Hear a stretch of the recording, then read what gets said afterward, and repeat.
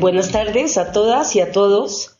Estamos en nuestra cuarta sesión del Seminario Interinstitucional de Historia del Financiamiento al Desarrollo Industrial en México, siglo XX.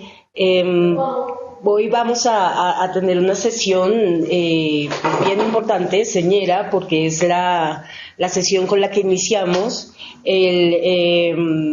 digamos, la mirada sobre el proceso de fondeo y de viabilización del desarrollo en el norte de México. Entonces hoy nos vamos al ámbito regional con toda la riqueza que esto nos puede proporcionar, porque pienso que va a ser que es uno de los mayores aportes de nuestro seminario y por tanto de los mayores retos, que es poner en términos, digamos, o poner la mirada en el proceso local de un megaproceso que es la historiografía de México. Además ha sido mega entendido, sobre todo desde lo nacional y bastante desde el centro, desde lo ocurrido en la capital y en el centro del país. Entonces yo creo que vamos a tener oportunidad de un poco, por lo menos, cuestionar o interpelar estas visiones un poco más hegemónicas y centralistas, si se quiere, del desarrollo, y al mismo tiempo también yo considero que esto puede ser una riqueza también para la historia regional, porque también implica ubicar el lugar de la región y del proceso norteño en esa gran mirada. Entonces yo pienso que no va a haber sino aportes virtuosos y cuestiones bien interesantes. Voy a compartir un poco una introducción a la presentación de hoy día. Un momentito. Sí.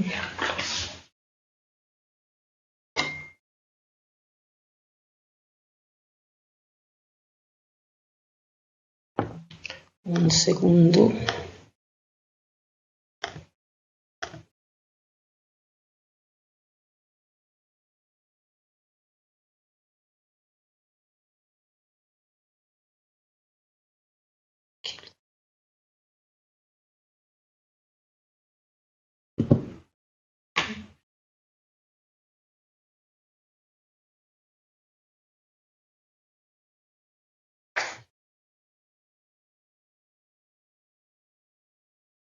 Entonces, ventana de aplicación, compartir.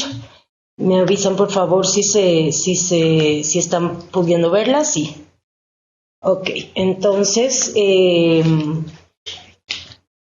nada, pues darle la bienvenida a esta nuestra cuarta sesión, la quinta vez que nos vemos y contamos la sesión inaugural, hoy en modelo híbrido, en nuestra sala de videoconferencias 2, con esta sesión que hemos llamado las formas históricas del financiamiento y viabilización del desarrollo económico en el norte de México. Tenía el nombre corto y sugerente en el norte de México, pero quise yo como recordar el proceso. Hoy tenemos 3 intervenciones, cada una, digamos, más importante que la otra en esta, todas igual, pero cada una más adentrándose en el proceso, en este móvil que tenemos de situar digamos, esta trayectoria omnicomprensiva y tan, si se quiere, nacionalizante del proceso del financiamiento al desarrollo en el siglo XX en el ámbito local, y mirar qué tanto tiene una cierta aplicabilidad real en la historia de la subregión y de la región. Entonces vamos a tener, y aprovecho para presentar, presentaré un poco con más detalle cuando iniciemos cada intervención, pero las enuncio. Tendremos a la doctora Adriana Corral, profesora investigadora del programa de Historia del Colegio de San Luis, con su plática sobre los antecedentes del financiamiento al desarrollo en San Luis Potosí, a finales del siglo XIX e inicios del siglo XX. Posteriormente tendremos al doctor Sergio Cañedo, coordinador institucional de nuestro seminario y profesor investigador del programa de Historia del Colegio de San Luis, con su plática del Banco del Centro en su 25 aniversario, 1960.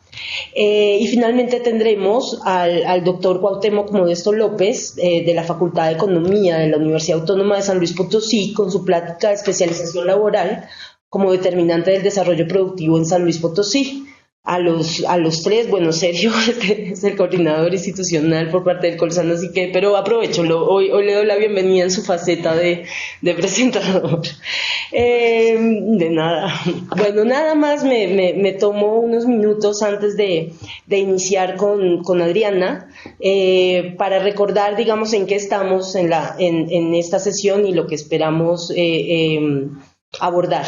Entonces, en nuestro seminario hemos tenido la oportunidad de mencionar el rol histórico del conjunto de acciones y la plataforma de agencias, instrumentos y organizaciones que en el siglo XX constituyeron la modalidad del fondeo al desarrollo industrial en el país.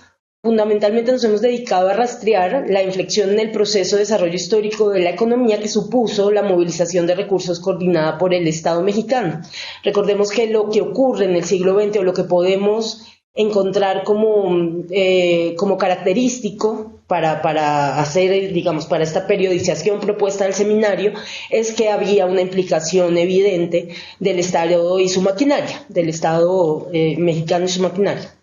Entonces, es lo que hemos intentado hacer, como observar dónde se generó esta inflexión y qué factores venían históricos podemos rastrear y cuál fue ese supuesto giro. Pero entonces, además de estos giros estructurales en la economía nacional, nos interesa dar cuenta de las formas locales del proceso.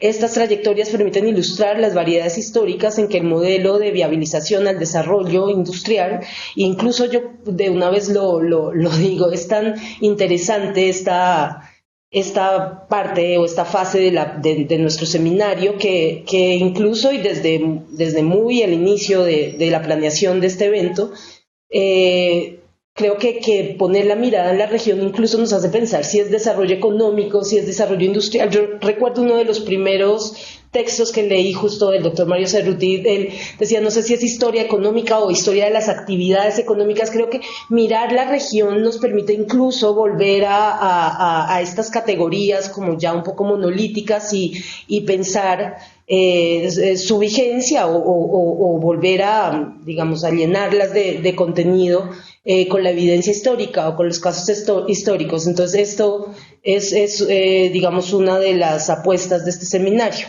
Entonces vamos a ver cómo esta viabilización se fue ajustando en esquemas específicos, no solo que el desarrollo y que el financiamiento al desarrollo se haya ajustado a esquemas específicos, sino yo creo que el desarrollo tomó forma en esos esquemas, no creo que sea como de una sola vía el proceso.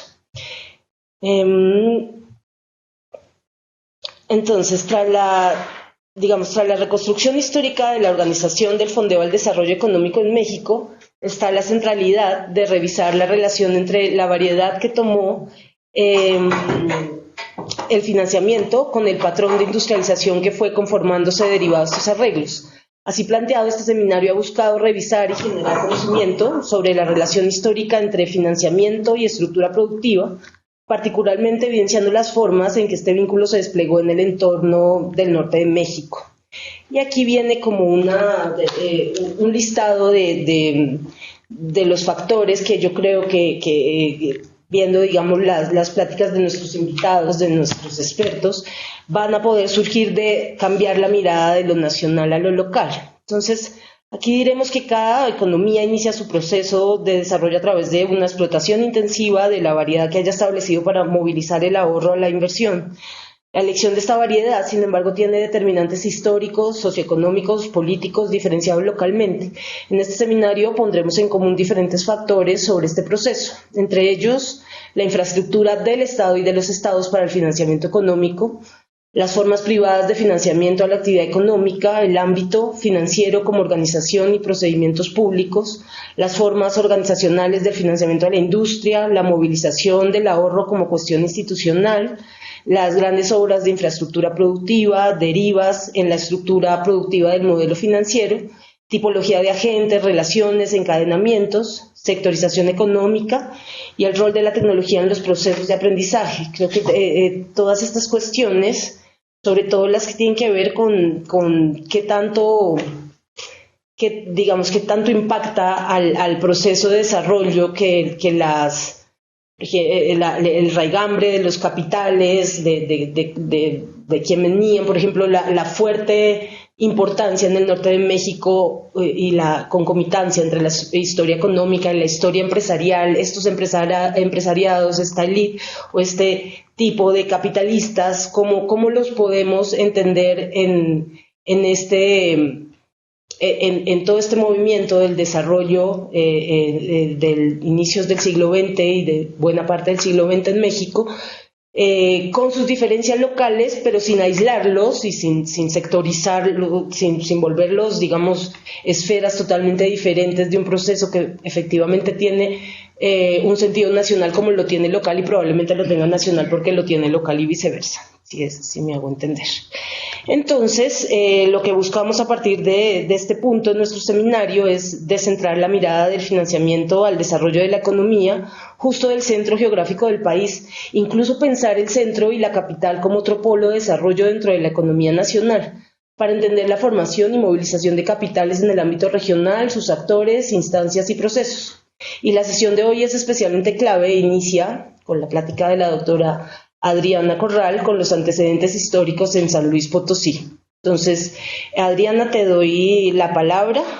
Vamos a tener, esta es nuestra primera sesión con tres invitados, entonces más o menos estamos pensando en unos 25 minutos por cada intervención.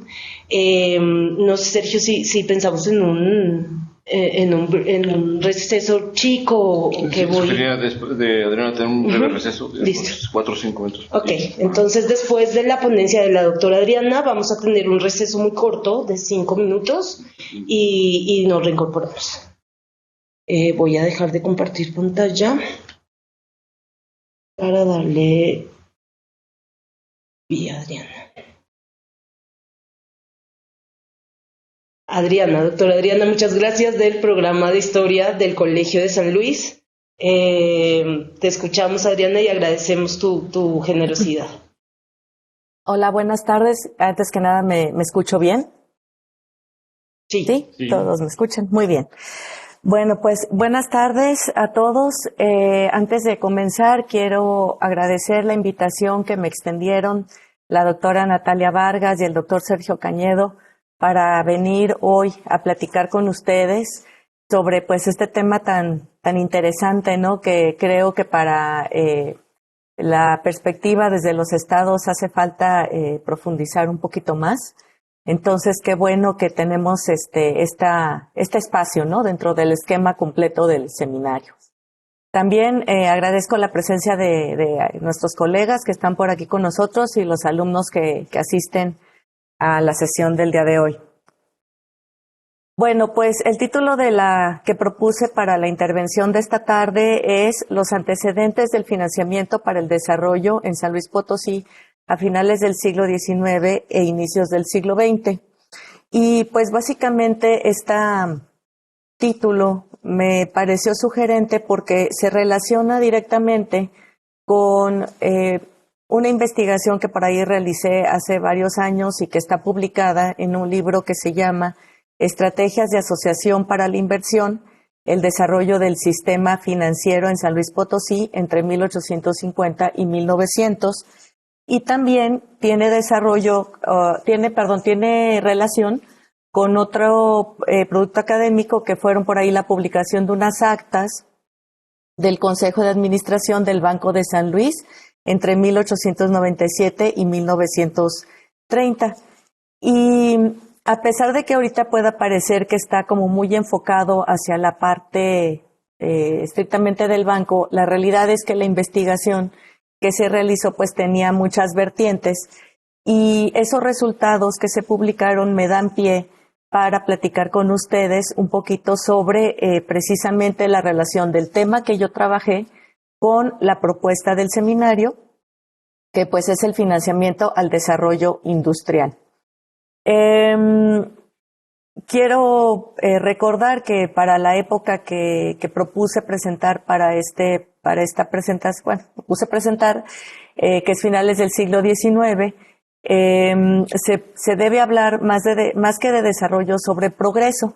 Como ustedes saben, la historiografía tradicional, que se refiere principalmente a la parte de lo que se considera o se denomina actualmente porfiriato, y que, entre paréntesis, también ya está en discusión este concepto.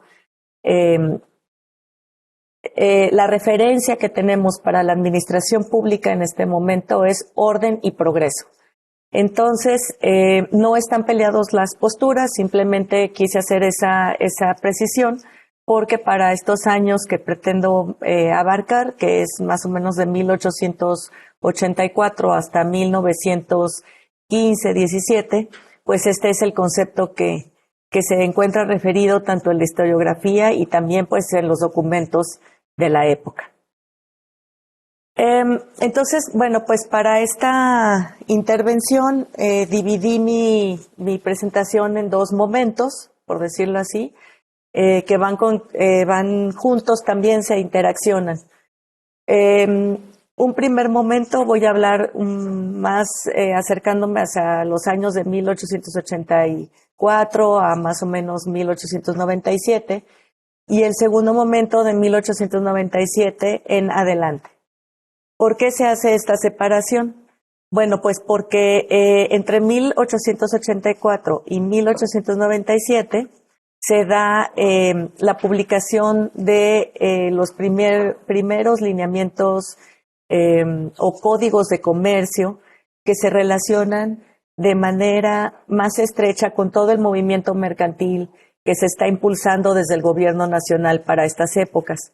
Y eso significa que entonces, por ejemplo, en este código de 1854 84, que reforma el de 1854, pues incluyen otras figuras jurídicas como fueron la formación de asociaciones mercantiles, y que se vuelve pues un elemento bien importante que da pie también a que se busque una regulación cada vez más especializada de pues el mercado en general, tanto nacional, y su armonización hacia el exterior. En 1897 tenemos por ahí un parteaguas importante, porque en marzo de ese año se publica la Ley General de Instituciones de Crédito, que es una ley, como les menciono, va de la mano con esta especialización mercantil en general, y que se refiere a una primera conjunto legal de disposiciones legales que determina las actividades que tendrán las instituciones o los establecimientos que desarrollen actividades financieras. Actividad financiera, para un poco poderla diferir o diferenciar, básicamente es que manejan los billetes, ¿no? La emisión de moneda especial para ciertas instituciones, a diferencia de que antes de eso pues teníamos otro tipo de documentos de valor, como podrían ser las libranzas, las notas de venta, monedas de diferente cuño. Y con esta ley en 1897 se quiere lograr una mejor regulación de esa emisión. Y ahorita, bueno, más adelante les voy a explicar qué es lo que conlleva esta publicación de esta ley. Y bueno, termino en 1913, 1915, 17, por ahí, porque son los años en los que se decreta la caducidad del Banco de San Luis, que es uno de los ejes explicativos de esta exposición. Otra de las razones por las cuales pretendo dividir así esta presentación es porque se parte del presupuesto que durante todos estos años, es decir, de 1884 a 1913, 15, por ahí, prevalecen de manera dual la intermediación financiera formal y no formal. Yo la separo así, en no formal, cuando es una intervención financiera que otorgan, por ejemplo, las casas mercantiles o prestamistas particulares para financiar algún proyecto, de desarrollo en esta vorágine de progreso, y determino cómo la institución financiera formal, lo que conocemos como los bancos, ¿no? Que, como les menciono, son los que emiten la moneda fiduciaria. Entonces, bueno, pues empezando en esta primera parte, que va de 1884 a 1897, pues bueno, en estas épocas la cuestión de Hacienda era muy difícil para todos los gobiernos de los estados de la República Mexicana.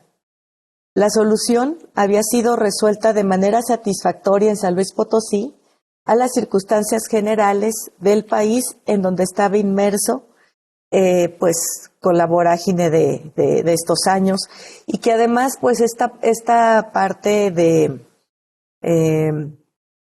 déficit hacendario es una circunstancia que viene desde la primera mitad del siglo XIX y que se había intentado resolver pues de diferentes formas. Sin embargo, bueno, pues llegamos a la década de 1880 y esto sigue igual.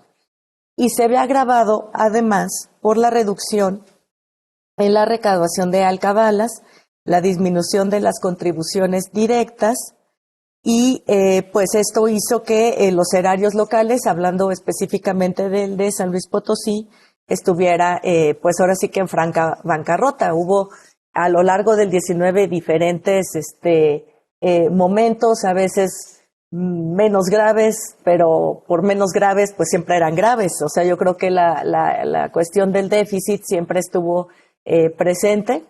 Y bueno, pues aquí tenemos un especialista que es el doctor Cañedo, ¿verdad? A lo mejor él más adelante nos puede dar más detalles sobre esto, pero la cuestión de la recaudación fiscal, pues realmente fue todo un asunto constante, no solo a nivel nacional, sino en el estado de San Luis Potosí, fue permanente. Si uno revisa por ahí los documentos de esta época, vamos a notar que desde la primera mitad del siglo XIX y hasta ya entrada la segunda parte, el gobierno del estado siempre estuvo emitiendo diferentes decretos que sirvieran para solicitar préstamos a particulares, lo que yo llamaría personas financieras no formales. Obviamente, conceptualmente ahorita pues no es objeto de una discusión, lo voy a dejar así porque pues quien está especializado en esto, como mis colegas del seminario, de la mesa, pues ustedes saben que hay muchos matices en medio, pero ahorita el objetivo no es hacer esa discusión teórica en específico. Es suficiente decir que estos prestamistas no formales, que podían ser comerciantes, agricultores, hacendados, comerciantes banqueros, comerciantes hacendados, pues están recurriendo de manera constante a los diferentes decretos que son emitidos por el gobierno del estado.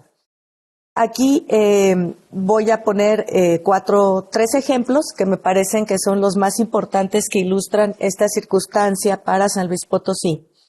Y, por ejemplo, para el año de 1884, el 26 de septiembre de ese año, se emitió un decreto que autorizó al Ejecutivo local contratar un empréstito de pronto reintegro,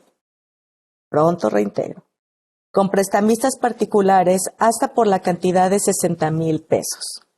Para avalar la entrega de los fondos, se les concedería certificados emitidos por la Administración Principal de Rentas, en donde constatara la cantidad entregada en cantidad de préstamo. Este asunto de los documentos o certificados es un recurso que el gobierno local y el gobierno nacional y el local fueron utilizando de manera muy recurrente, y que pues básicamente era que tú hacías de alguna manera llegar, si es que verdad podías, la parte que se te solicitaba, y entonces a contraprestación se te daba este tipo de certificados o bonos. Y según iba pasando el tiempo, con cierta, bueno, si llegaba la caducidad, a veces el gobierno lo refrendaba y les daba a estos comerciantes un incremento en el interés que se les pagaba por refrendar el préstamo de cierta cantidad. Y bueno, esto es lo que ahora pues se conoce como crédito revolvente, ¿verdad? No aplica para esa época, lo menciono, pero pues para que ustedes tengan más claro a qué me estoy refiriendo. Entonces, bueno, miren, este primer préstamo que se pidió por el Ejecutivo en el 1884, ese pago de ese préstamo no se cubrió como se había comprometido ni a lo largo de más años. De hecho, esa deuda se hizo revolvente. La sucesión de decretos que el Ejecutivo promulgó generó lo que se podría considerar un sistema de préstamos de pronto reintegro y que perduró vigente por más de un lustro. A lo largo de esos años, el Ejecutivo presentó varias iniciativas para mantenerlo como un compromiso efectivo y vigente ante sus acreedores. En diciembre de 1885, dirigió al Congreso local otra iniciativa que fue elevado a un rango de ley. Dicha disposición tenía como objetivo facultarlo a contratar otro empréstito con prestamistas particulares por la cantidad de otros 60,000 pesos. Este empréstito fue negociado sin problema alguno, pues el gobierno local había cubierto sin dificultad alguna de sus anteriores compromisos. El préstamo fue gestionado entre los comerciantes locales. Esto es importante mencionar porque hay muchos comerciantes que desde mediados del 19 están en esta circunstancia y aparecen nombrados en los créditos, en los decretos del gobierno, como por ejemplo son el apellido Muriedas, Hernández Soberón, Pidman, Meade y todos ellos. Y bueno, los menciono porque después se vuelven, pues aprovechan esta coyuntura de ser prestamistas particulares. El empréstito sería destinado para pagar los sueldos de los empleados de los tres poderes y otra parte para el empréstito anterior de los otros 60,000 pesos que les comenté la primera ocasión. Sin embargo, bueno, pues estas penurias que tenían no se pudieron solventar desde el primer préstamo. Entonces traemos el bache del primer préstamo más el hoyo del segundo préstamo, que pues no fue suficiente. No obstante las dificultades del erario, el Ejecutivo continuó impulsando trabajos de obra pública. Aquí sí les quiero mencionar que, bueno, lo que yo he consultado de diarios periódicos para esta época, la obra pública se vuelve un elemento esencial, sobre todo lo que se refiere a el impulso, por ejemplo, del ferrocarril, de la conclusión de obras del ferrocarril, porque, pues, como ustedes recordarán, era orden y progreso para esa época, y además estaba la consigna de que México se iba a incorporar, pues, al concierto de las naciones, ¿no? Por ahí dicen que Porfirio eso decía, don Porfirio Díaz, y que entonces, pues, los ferrocarriles, pues, eran esenciales su construcción, y pues eran las obras públicas lo más importante. Entonces, ¿qué podemos decir de esta circunstancia? Que el objetivo de tanto préstamo, de los préstamos, nunca fue lograr la abundancia de recursos, sino evitar, cito, perjuicios al servicio público, sin esperar la nivelación en los presupuestos para fomentar la primera y poder realizar la segunda. Termina la cita. Esto está publicado en el Periódico Oficial del Estado. 3 años después seguimos con este asunto de los préstamos y en septiembre de 1887 el Congreso vuelve a autorizar al Ejecutivo para contratar otros 2 préstamos, cada uno por la cantidad de 35,000 pesos, con lo que se sumaron 70,000 pesos en préstamos. De acuerdo con ese decreto, se destinarían 20,000 pesos para la construcción de un panteón en la ciudad, en la capital del estado. También acuérdese que en esta época pues está todo el proceso de higienización de las ciudades, ¿no? Porque pues teníamos que ser como Francia, como Europa, y pues el modelo era el francés. Entonces pues todo muy limpio, ya no aguas sucias en las calles, ya no iba a haber enfermos, todos vacunados, etcétera. Entonces, esta construcción del panteón es parte de ese proceso de higienización general en la ciudad, sacar los cuerpos malolientes de las iglesias y pues aventarlos allá a colocarlos fueras de las ciudades. Entonces, para eso se iban a destinar 20,000 pesos, 15,000 pesos para el establecimiento de una estación del ferrocarril central, 10,000 pesos para la indemnización en la ampliación de las calles Mariano Jiménez y Avenida Porfirio Díaz, que a la fecha pues son dos de las vías importantes que tenemos en el centro de la ciudad. 5,000 pesos en construcción en la calle principal del barrio de Tlaxcala, y los 20,000 restantes entonces iban a utilizar para cubrir los préstamos que ya se traían arrastrando pues desde antes. Y bueno, pues se refrendaron todas las bases que se tenían establecidas desde 1884. Sin embargo, bueno, pues les comento, esto nuevamente no fue suficiente, lo único que se quería pues era ir como navegando por ahí el barco, que no se hundiera. Y para no hacerse las largas, en el año de 1888 llegamos a un monto final de déficit de 209,000 pesos, que bueno, pues prevaleció así y que no se logró liberar. Ante este escenario, el Ejecutivo vuelve a promover, y gracias también a toda la divulgación de estos nuevos reglamentos y códigos mercantiles, reglamento del Código Civil, el Código Penal, toda esta nueva legislación que fue promulgada en esos tiempos, la jurisprudencia también abundante que se empezó a generar, fue que se fue generando el marco legal para que los préstamos que estaba pidiendo el gobierno del Estado para solventar las obras no solamente se quedaran, digamos, como en el ámbito privado, sino también se empezó a mirar hacia otras naciones, es decir, entrar al concierto de las naciones, no nada más, pues, en el intercambio mercantil, pues, pero sino también en el intercambio financiero. Uh-huh. Entonces, en 1889 se promueve por ahí un préstamo de 250,000 libras esterlinas a la casa comercial inglesa Anthony Gibbs & Sons. Si nosotros comparamos ahorita actualmente esa cantidad de 250,000 libras esterlinas, más o menos estaríamos diciendo que el gobierno estaba pidiendo 1,000,000 de pesos. O sea, a lo mejor ahorita me van a decir, ay, 1,000,000 de pesos, ¿verdad? Bueno, 1,000,000 es 1,000,000, para empezar. Y en aquel entonces, pues 1,000,000, pues era como muchísimo dinero.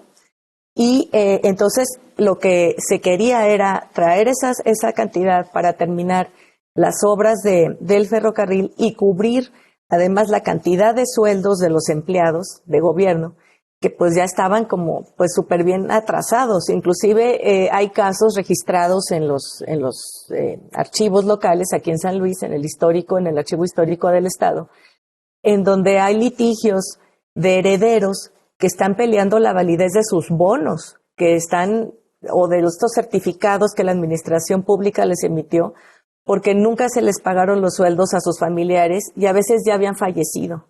Entonces, imagínense que pues la testamentaria era aquello, pues una locura. Entonces, bueno, en 1889 se tramita este préstamo, y esta iniciativa para solicitar la autorización del Congreso para gestionar el empréstito era promovido por el gobernador, que en ese entonces era Carlos Díez Gutiérrez, y la mayor parte de los comerciantes más acreditados de la plaza, entre los que se encontraban algunos miembros de las cámaras de comercio. El respaldo quedó evidenciado en una carta que varios comerciantes enviaron al Congreso del Estado.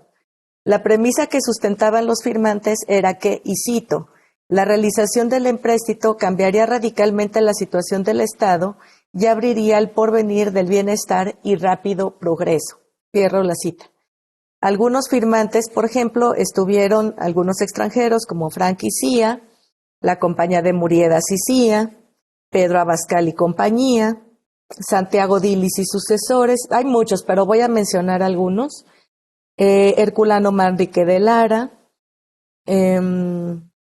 Gedovios y Una, Luis Aguerre y compañía, Valle García y compañía, obviamente Matías Hernández Obedón, Federico Meade, los hermanos Meade, que eran, uno tenía una casa comercial solo y luego con sus hermanos pues eran los Meade hermanos, Aresti y compañía, Francisco Lazos y compañía, y bueno, pues otros muchos más. Entre paréntesis, todos estos personajes, la mayoría de ellos se declaraba como comerciantes o dedicados a las actividades mercantiles. Algunos de ellos importaban, otros exportaban, y otros de ellos se declaraban como propietarios, que en el caso de la investigación, pues yo los conceptualicé también como hacendados, ¿no? Porque pues luego por ahí en algunas testamentarias aparecían con grandes propiedades. Entonces tenían intereses no solamente del impulso al desarrollo agrícola, sino también a cuestiones de importación. Sí, eso también es importante mencionarlo. Bueno, todos estos actores consideraban que San Luis tenía una competencia con Tampico por mantenerse como centro distribuidor de mercancías. Si el puerto ganara espacio, entonces el comercio en suelo potosino se restringiría solo a su esfera y al consumo local. La intención entonces era la reducción de impuestos en el estado potosino mediante el impulso de otras obras, pues la multiplicidad de negocios tendrían que venir con el acrecentamiento de las rentas fiscales. Los firmantes de la carta consideraban que San Luis, por su situación geográfica, había sido un emporio del comercio y que como negociantes ambicionaban volver a los tiempos en que San Luis era depósito de grandes existencias que se distribuían con ventaja en mercados lejanos y extraños. Y para seguir esta situación se necesitaba, por un lado, la libertad comercial, así tal cual lo dicen ellos, y el establecimiento de casas importadoras. Porque, bueno, pues en esta época, pues bueno, ya existían las aduanas, pero se empiezan a generar también los derechos de importación, y que muchas veces estos derechos, pues eran unos tratos directos que se hacían con el país, pues de donde se traían las mercancías. Con este empréstito de 250,000 libras esterlinas, se consideraba que además se atraería la atención de hombres de negocios de otros países, porque siendo el primero que lanza un empréstito en Europa, es natural suponer que, cito, más que ningún otro llamará la atención de todo capitalista que quiere emprender negocios en el suelo potosino. Se consideraba que la riqueza que este empréstito haría surgir posibilidades de producción, de fomento y de riqueza. De tal manera, la causa principal que impulsó al gobernador para solicitar el préstamo al extranjero ante el Poder Legislativo no fue la deuda, eso no le interesaba, porque eso pues ya existía desde hace mucho tiempo, gravitaba sobre las arcas del erario local y él lo consideraba como un corto adeudo. Lo que él quería era realizar el pago de la subvención acordada a la Compañía del Ferrocarril Central Mexicano para la conclusión de la línea hacia el puerto de Tampico y la edificación de obras y mejoras urbanas en el estado potosino. Y bueno, pues muchas de estas obras pues eran la pavimentación, la creación de caminos, la demarcación de otros, etcétera. Y bueno, pues él también consideraba que esto redundaría en un aumento de negocios y de la recaudación. La peculiaridad de esta gestión fue que la contraparte del contrato sería un agente de crédito extranjero, que era lo que yo les comentaba hace algunos momentos. Una vez iniciadas las negociaciones, el gobernador encontró en la capital de la República, como en París y Londres, personas, cito, inteligentes, honradas y empeñosas, que sirviéndose a la vez de sus buenas relaciones, lo ayudaron eficazmente a llevar a cabo este empréstito. Este proyecto fue presentado ante varios agentes acreditados banqueros en el extranjero. Y aunque las propuestas enviadas por esos particulares para obtener el contrato habían sido aceptables, no habían sido admitidos fácilmente debido al, cito, empeño que había tenido el gobernador en obtener ventajas posibles para el Estado. Termina la cita. Bueno, finalmente se da la autorización, se logra que la casa Anthony Gibbs & Son presten ese ese dinero. Y este préstamo va avalado también por Joaquín Casasus y la autorización del ministro Yves Limantour para consumar este contrato con la Casa de Comerciantes y Banqueros mencionada.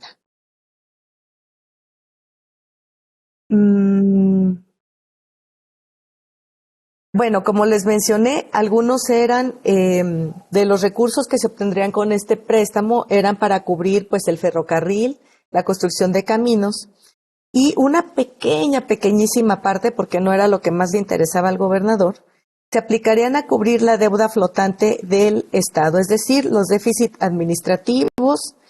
Se quería establecer un Montepío para concluir la construcción de la penitenciaría y la Escuela de Artes y Oficios, y otro para préstamos que también se le habían solicitado al ayuntamiento de la capital. No, bueno, es que si yo les dijera, colegas, todo el dinero que pidió el gobernador a todos lados, bueno, no daríamos crédito, jamás diríamos, pero ¿cómo funcionaba esta ciudad de San Luis Potosí en estas épocas? Porque el ayuntamiento también lo acabó por ahogar.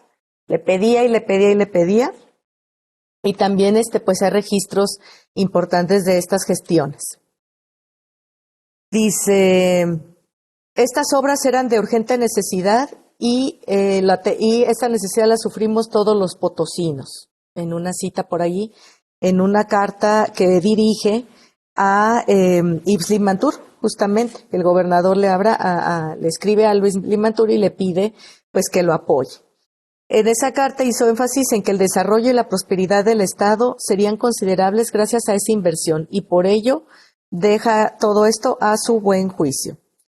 Limantour aprueba la solicitud y el 13 de julio por telegrama le avisó al gobernador Carlos Díez Gutiérrez que para la firma del contrato era necesario que se diera un poder legal a Benito Gómez Farías, agente financiero de la República Mexicana en Londres, para que Gómez firmara a nombre del Estado con los agentes del empréstito londinenses, por lo que Díez Gutiérrez procedió a otorgar ese poder legal inmediatamente. Y bueno, pues las condiciones para prestar el dinero se trató que fueran lo más beneficiosas para el Estado y para las obras que se intentaban impulsar, por lo cual el interés se determinó en 6% a una amortización anual. Y para respaldar ese préstamo quedarían consignados a favor de los tenedores de los bonos de la deuda hasta la completa amortización de los mismos, el 10% de los impuestos generales del Estado, es decir, los intereses, y el 10% adicional sobre las estampillas de estampillas que el mismo Estado emitió mucho tiempo atrás y que continuaba emitiendo. La operación consistía en que las estampillas se entregaban al Banco Nacional y se entendía directamente con las oficinas recaudadoras para liquidar la cobranza. Y bueno, al final, ya para no perder más tiempo en esta explicación, de toda la cantidad que se pidió, se recibieron solamente 120,000 del total contratado, porque pues ya saben que cuando uno se endroga con un banco, pues te dan un buen corte, ¿no?, del interés y el enganche y la seguridad y todo lo demás. Entonces, pues igual pasó en esa época, ¿no? A pesar de que era un interés muy bajo, para la inversión en obras solamente se recibieron 120,000 del contratado, que además se fueron mandando en plazos, y que uno de los actores o intermediarios financieros más importantes fue Felipe Muriedas, quien fungió como depositario de las cantidades que se iban entregando, ¿no?, para la inversión.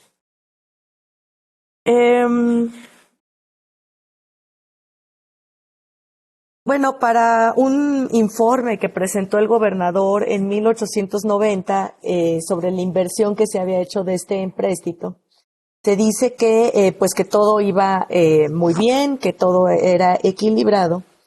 Sin embargo, a pesar de esta contratación, es muy curioso porque si se suponía que las finanzas estaban equilibradas, no me explico por qué en ese mismo año el mismo Congreso local le vuelve a autorizar otro préstamo de particulares al gobernador, pero por 31,000 pesos.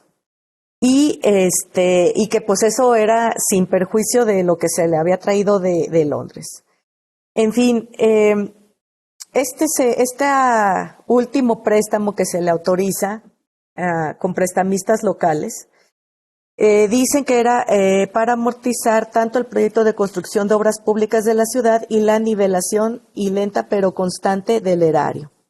Se implementó una reducción de gastos en varios ramos en la administración, principalmente el ramo de guerra, y el establecimiento de nuevos impuestos, lo que permitió seguir adelante bajo esa premisa administrativa. Pero no evitó el remanente en números rojos en el presupuesto. Es decir, fíjense, para finales de... Es muy curioso porque este préstamo fue en 1890, es decir, solamente hubo meses en que más o menos se niveló pues el erario. Y nivelar, pues no es exactamente que haya habido un superávit, ¿no? Sino que más salimos tablas, ¿no? Más o menos. Pero finalmente...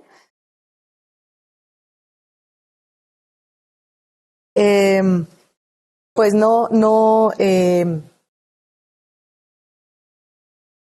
se logró alcanzar lo que efectivamente se quería, porque para el año siguiente los informes de gobierno del estado nos vuelven a decir que hay una deuda que vuelve a aparecer en los informes y no se lograron solventar todos los compromisos que se habían adquirido para la construcción de obras públicas en el estado. En algunos de ellos mencionan, por ejemplo, que también se quería hacer el Teatro de la Paz, que bueno, eventualmente se terminó de construir, pero no fue suficiente la aplicación de este préstamo, y tampoco se terminó el cementerio o la demarcación del cementerio del Saucito.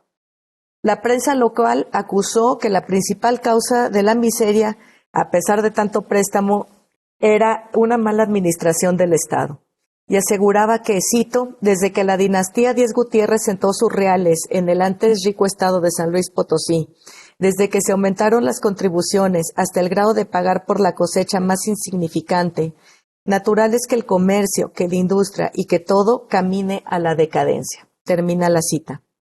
La recaudación por descuentos a sueldos de funcionarios y empleados reditaba en cantidades significativas al erario local, aunque el pago del adeudo no siempre fue considerado como prioridad. Pero el pago de los sueldos con deducción sí era a veces un asunto de atención constante. La deducción de los sueldos se respaldaban con la entrega de bonos, o sea, ya estamos todavía para el año de 1890. Y bueno, pues lo que yo les puedo decir que llegamos a 1897, pasan 7 años más, y este mecanismo de solicitar préstamos a particulares pues sigue perviviendo, a pesar que en el año de 1897 se establece una primera institución financiera con de fondos y de recursos de inversionistas locales. Muchos de ellos se los mencioné ya, como son los Muriedas, los Hernández Soberón, los hermanos Meade. Y se busca mucho el establecimiento en 1897 de esta institución, y con esto paso a la segunda parte de la exposición, porque todavía se están buscando opciones que puedan servir para solventar no solamente los déficits que ya se venían mencionando y que se habían estado intentando bachear, lo voy a decir de esta manera, ¿no? Con todos los préstamos que se habían estado gestionando, y que se esperaba que a través de este banco también se impulsaran nuevos proyectos de desarrollo para el Estado, no solamente para la capital.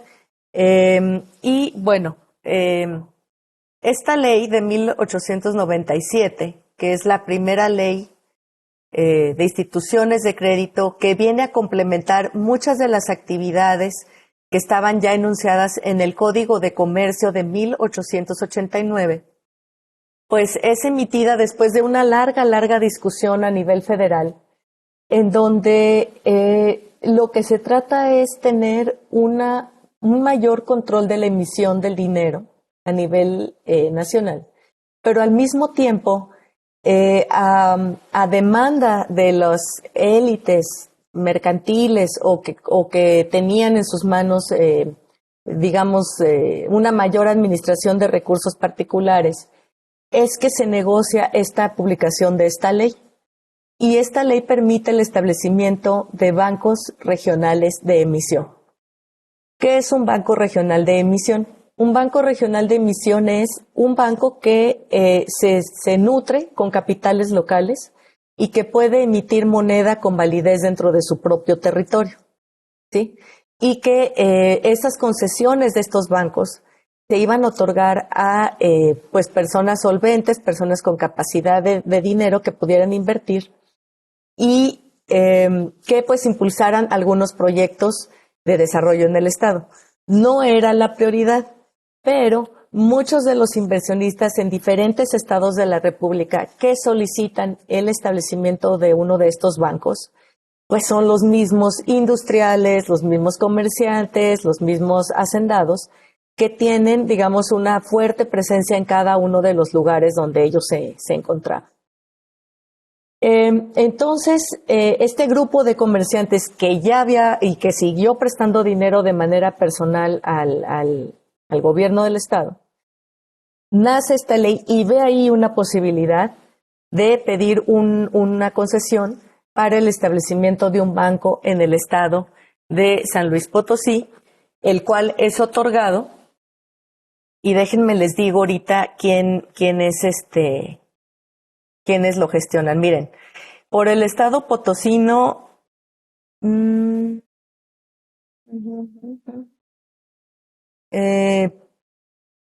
participaron los hermanos Meade, Ramón Alcázar, Juan H. Vahansen y compañía. Ellos fueron los concesionarios que firmaron el contrato con el gobierno federal y el gobierno local para el establecimiento de este banco de San Luis.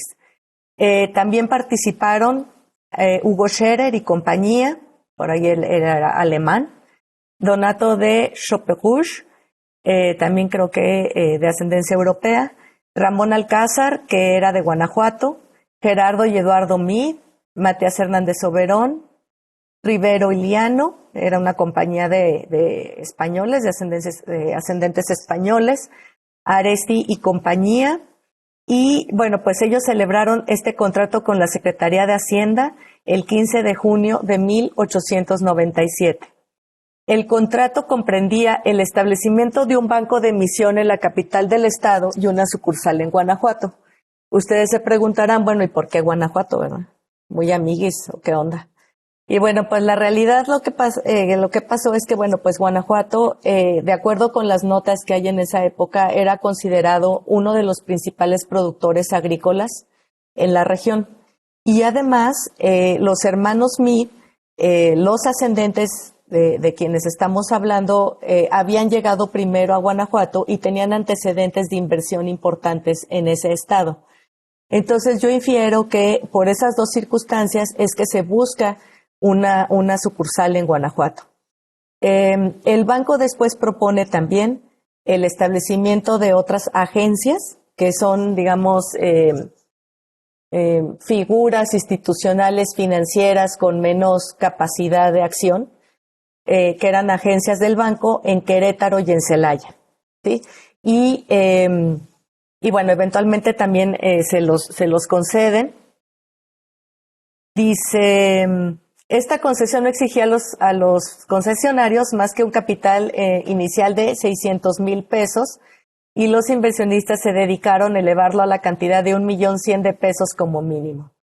El capital estaba exento de toda clase de contribuciones ordinarias y extraordinarias decretadas o por decretar en el Estado o de los municipios, con excepción de los prediales o hipotecas.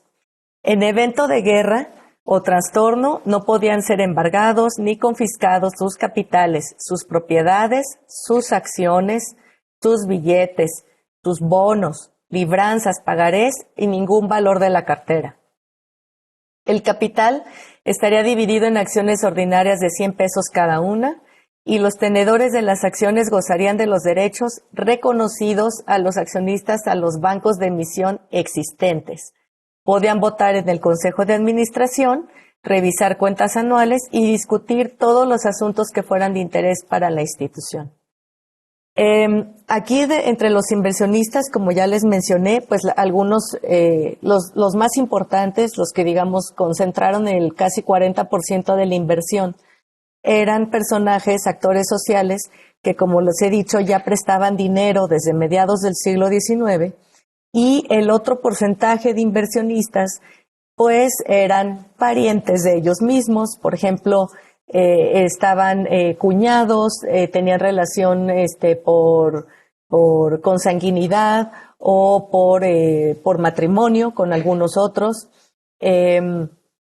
Había primos, había tíos, había sobrinas, había viudas. Acuérdense que las viudas en ese entonces ya también podían invertir en ese tipo de empresas, porque, bueno, pues ya al ser viudas ellas recobraban su personalidad completa para poder invertir de manera personalísima en este tipo de proyectos. Y una pequeña parte era lo que se le denominaría como pequeños inversionistas o pequeños ahorradores, que eran principalmente, por ejemplo, yo encontré la referencia del dentista, ¿no? El que le curaba los dientes a los hijos de Eduardo Mir, ¿no? Pero pues él invirtió en el banco, ¿no? Él quería invertir. Otro, por ejemplo, era el que le vendía las telas a la esposa, ¿no? Porque pues él supongo que tenía una tienda importante y tuvo capacidad para invertir también en el Banco de San Luis. Y bueno, este banco que nace en 1897, y aquí paso también la información que les voy a mencionar, proviene de las actas del Consejo de Administración. Pues hay Sí, dime. Un segundito, yo pienso que unos 5 a 10 minutos. Sí, ya voy a acabar. ¿Sí? Ya voy a acabar. Discúlpame, Sí. perdón. No, bien, sí, ya voy a acabar. No, es que el tema es era como mucho es como muy grande. Lo sé. Voy rapidísimo. Bueno, miren, entonces se establece este banco, y entre bueno, hay muchos tipos de préstamos que hace, pero aquí sí es importante mencionar que las perspectivas que se tenían con el establecimiento de este banco para el impulso a obras de desarrollo realmente no es tan enfático como se pensó. Es decir, al final de cuentas, este banco acabó siendo una inversión privada de la cual los inversionistas que formaron parte de este banco vieron en sus operaciones el mayor beneficio. Por ejemplo, tenemos préstamos a Pedro de Anda, por ejemplo, a sociedades como López Sáenz y compañía, a Pedro Abascal y compañía por montos de 5,000 o 15,000 pesos. Todas estas compañías, si mal no me equivoco, Pedro Abascal era agrícola, Pedro de Anda también. Se les prestó dinero a la casa banquera de JHH Bansen y compañía. Y muchas veces este dinero se prestaba para fomentar la importación de sus propios productos. Otro de los préstamos que vale la pena mencionar es el préstamo que se otorgó a la industria petrolera en el municipio de Ébano. Desde sus comienzos la actividad estuvo controlada en el asunto de la extracción petrolera por intereses norteamericanos e ingleses. En las postrimerías de 1899, el señor Edward L. Doneghy, no sé si lo pronuncié bien, Doneghy, de origen norteamericano, vino a México por sugerencia de Robinson, quien entonces era presidente del Ferrocarril Central Mexicano. Este último ya tenía noticias de que había brotes de petróleo en algún punto cercano a la recién construida vía del Ferrocarril Central a Tampico. Una vez se confirmaron la noticia, Doneghy compró los terrenos de las haciendas El Chapacao y el Tulillo y comenzó a perforar el primer pozo el 1 de abril de 1901. Sin embargo, después de la perforación de aproximadamente 500 pozos, no consiguió mantos fructíferos y parecía que comenzaba el fracaso. Después, en 1903, se trasladó al Cerro del Pez, también ubicado en Ébano, para probar suerte, y en ese lugar se mostraban 2 chapopoteras muy grandes y era de suponer que el petróleo podría salir a la superficie. El 3 de abril de 1904, después de haber hecho la localización y perforación, finalmente brotó el pozo La Pez número 1, que fue el primero a nivel nacional para explotación del petróleo en tierra adentro, y la producción que obtuvo Doneghy fue abundante, pues llegó a explotar la cantidad de aproximadamente 1,500 barriles diarios por varios años. Los préstamos que se hicieron en el banco también se utilizaron para la diversificación de las actividades económicas y también para la creación de otros bancos. Por ejemplo, tenemos a los hermanos Smith, que no solamente continuaron invirtiendo en cuestiones financieras y préstamos, sino también, por ejemplo, en la exportación de pieles de chivo, por ejemplo, o de ceras. Y bueno, como hay exactamente los 110 ejemplos de los accionistas, ¿verdad?, que fueron impulsando cada uno su actividad. Bueno, el banco, con los inicios de los movimientos de revolución en 1910 y el decline voluntario de Porfirio Díaz en el 11, comenzó pues una época como de declive porque pues ya el dinero ya no tuvo tanta movilidad como antes, y finalmente en el año de 1913, como resultado pues de todas las logros o alcances de la Revolución Mexicana, se comenzó con la desarticulación del primer sistema bancario de estos bancos de emisión, porque bueno, pues había bastantes bancos, no nada más era San Luis, estaba Zacatecas, estaba Guanajuato, estaba Jalisco, el Banco de Oriente, Puebla y Veracruz, entre otros más. Y pues básicamente el Banco de San Luis se decreta su caducidad el 4 de diciembre de 1915 con base en su balance, en el cual se demostró que tenía un exceso de circulación de billetes en comparación con sus reservas en metálicos. Y bueno, pues San Luis nunca más volvería a tener otro banco de emisión regional con estas características, a pesar de que, bueno, pues más adelante para el siglo XX, pues sí las hay. Y ya para concluir, en síntesis, ¿qué es lo que yo quisiera mencionar? Bueno, pues que el financiamiento al progreso sí se agilizó por el establecimiento de bancos, que la pervivencia de los préstamos que se solicitó del gobierno a particulares fue una constante y siguió siendo una constante en los primeros años del siglo XX. Y que este tipo de instituciones financieras sirvió también para facilitar el intercambio y la búsqueda de recursos de inversión hacia el extranjero. Creo que eso fue lo más importante de esta época. Y que pues el banco en sí pues fue también un elemento de desarrollo, la institucionalización de estos procesos.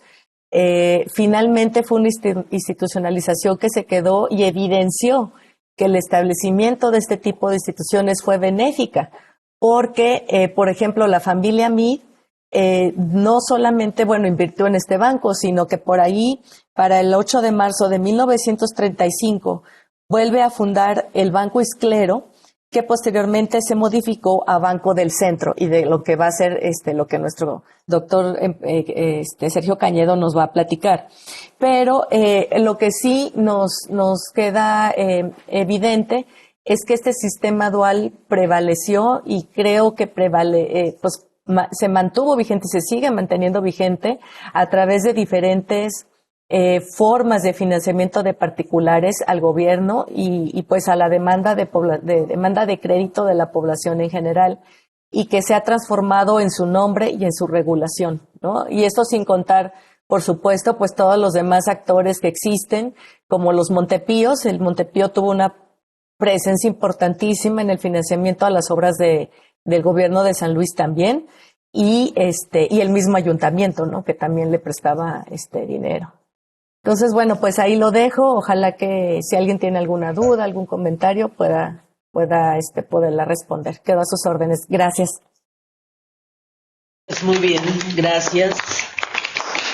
Gracias, Juliana, muchas gracias. Yo pienso que nos das nos mapeas de manera detallada y muy interesante la cuestión, digamos, la cuestión de estos bancos, el panorama de estos bancos bancos de emisión. Lo que efectivamente a mí yo celebro que hayas iniciado con esa salvedad que hiciste de desarrollo y progreso. Creo que efectivamente nos da de qué hablar sobre los componentes diferentes. Hablaste de cuestiones como incluso las cuestiones de higiene, las obras públicas, pero digamos ciertas obras públicas, la importancia de la entrada al concierto de las naciones, la atracción de capitalistas para la construcción de riquezas, o sea, muchos componentes que desagregaste que yo creo que nos permiten ver de qué se componía efectivamente, pensándolo desde el factor financiero y desde lo que en lo que se invertía y hacia dónde se movilizaba el capital, que compusieron esa idea o el equivalente de desarrollo en el decimonónico, que efectivamente pues era el progreso. Entonces es muy interesante para nuestro seminario eso. Yo lo voy a dejar por ahí para que dejemos, si quieres, al final la cuestión del diálogo. Pero yo tengo varias preguntas, sobre todo cuestiones bien interesantes. Después solo lo dejo como nota mental. Tengo que preguntarte de esta Administración Estatal de Rentas, que nunca la había... por ahí anoté varias instituciones que se me presentan nuevas para mí con tu intervención. Pero bueno, pues yo creo que vamos a seguir como hemos hecho la logística del seminario, como escuchar las intervenciones para después abrir el diálogo sobre las tres miradas de hoy día. Gracias. No sé si hacemos un corte nada más para logístico. Listo. Nada más muy breve, de 3 minutos, y continuamos un momentito perfecto. nada más para hacer Vamos a hacer un corte chiquito aquí para poner las presentaciones y seguimos. Si alguien quiere ir por agua, café en este momento, y detengo también la grabación un momento por la misma razón. Okay.